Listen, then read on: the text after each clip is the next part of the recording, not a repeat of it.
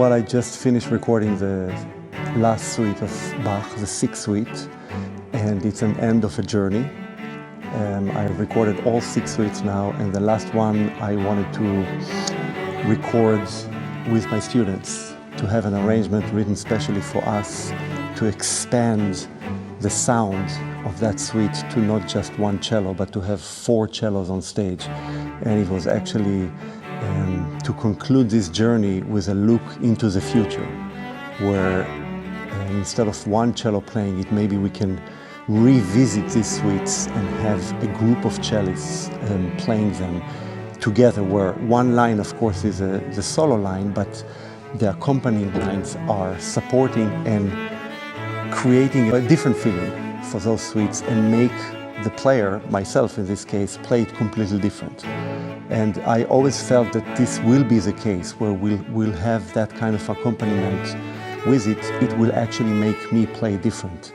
And as I believe that the 6 suites are really sort of a mirror of a life journey, where the first one is like birth, and then the second one is teenager age, and the third one is heroic 20s, and so on. The fourth one is the sort of the macho E-flat major, the fifth being the religious one, and the sixth to conclude kind of a cycle of life. So I wanted to experience that, not in a lifelong journey, but in a kind of a few-year journey.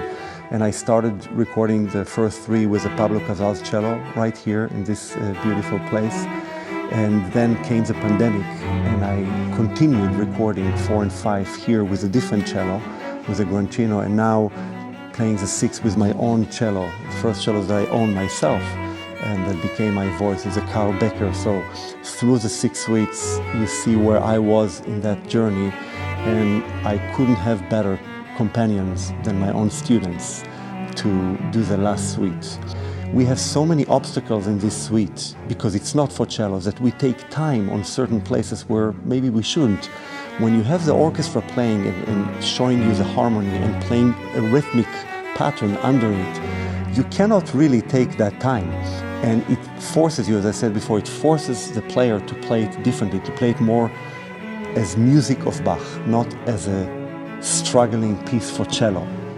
And it made the whole concept of the suite different. And the last suite being the end of the cycle, but also looking into the future, maybe it can be my little 2 cents or message to cellists around the world, that it's time now. We all play it, we all record it, we all make it our Bible, but maybe now we can also re-look at it in a different way and take it to the next step of actually it's purely music. It's not anymore cellists trying to figure out how to play it just on the cello.